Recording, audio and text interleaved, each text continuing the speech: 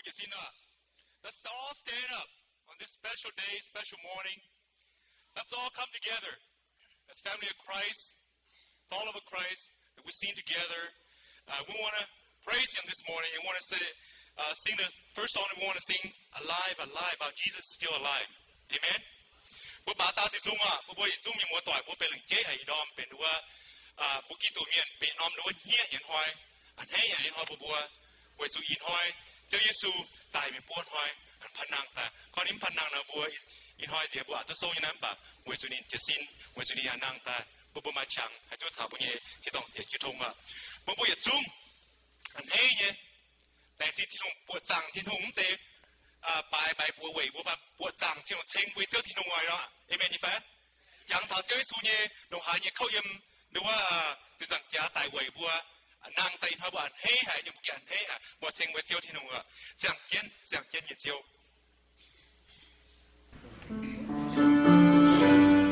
不會做埋啲本不老嘢嘅嘢嚟先，來，這樣見。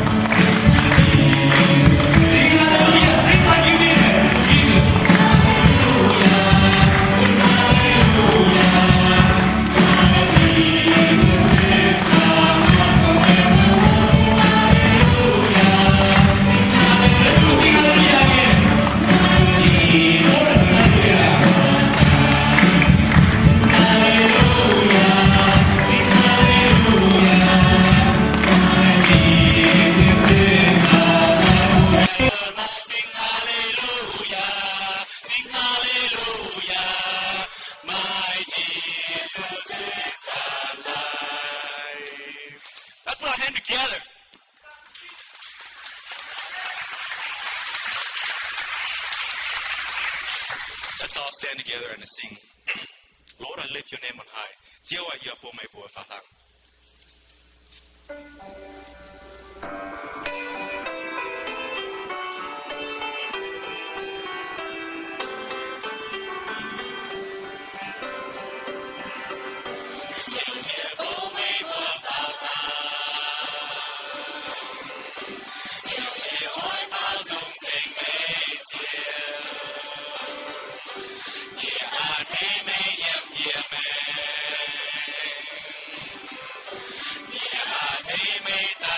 Yeah.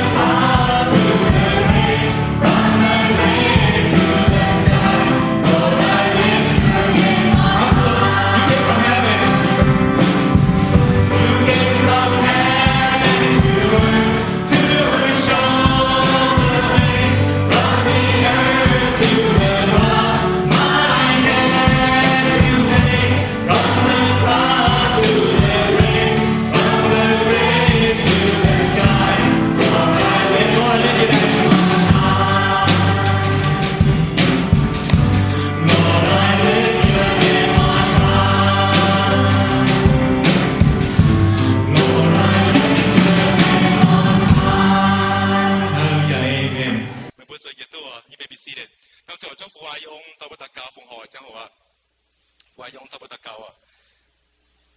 So open pray for offering. 那么祷告，只为บัวนั่นสิ่งหายที่นุ่งเชื่อที่นุ่งอามันใส่ฟุกปีบัวหมอตาเมียนตู้เย่อินหอยบัวตายฝูงบนที่นุ่งทุที่นุ่งจิบอีบัวเย่จีนยานตะเองเดี๋ยวว่าปีบัวหาหลงเป็นที่นุ่งเย่บัวทุกอย่างหลางยุ่งตัดเสียที่นุ่งจากเตที่นุ่งทุที่นุ่งคอยแต่ตาเมียนเยี่ยวตรงเจียวเยี่ยวแต่ฝูงส่วนปุ่นเจียวอีบัวแหลกเจงที่นุ่งโอวิสัยบนหน้าต่างเก่าแต่เชื่อเยซูเย่บัวเอเมน It was 10 years ago that I accepted Jesus Christ as my Lord and Savior. 接人啊，變開俾接人啊，一逛一路命，接相命，接咗耶穌變嘢就招啊。誰講會冇得到 ？If anyone today, the worship, the Holy Spirit work in your heart, and you want to accept a new life, a new path, a new priorities in your life, let it be. Let the Holy Spirit work in your heart. The next two songs we want to sing together. I want new life. I do 像这样的。哦，这个 How great thou art, how great thou art， 就给罗海。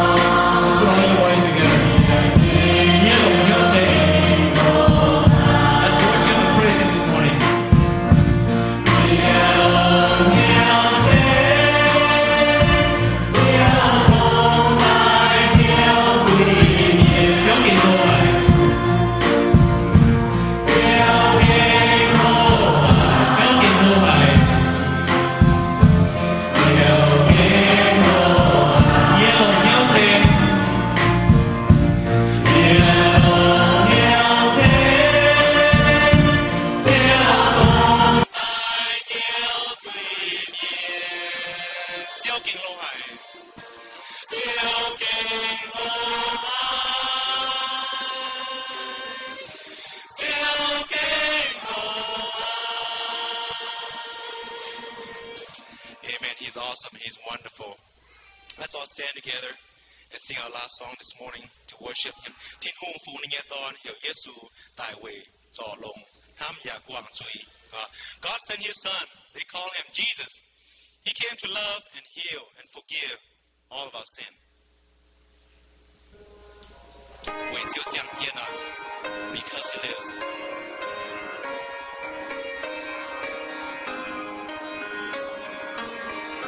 天空父你，你當有耶穌，大衛作龍，他也光醉，你將。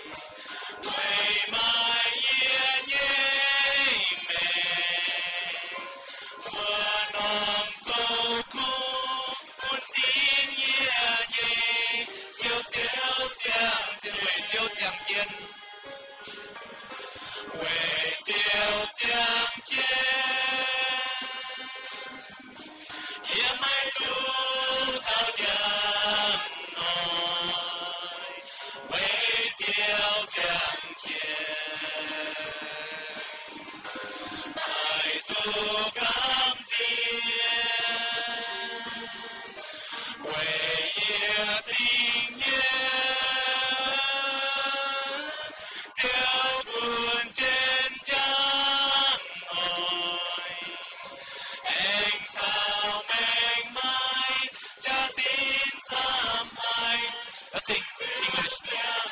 God sent His Son. They call Him Jesus. God sent His His Son. They call him Jesus. He came to love. He came to love. Heal and forgive. He lived and died to buy my pardon. An empty grave is there to prove my Savior. Because he lives,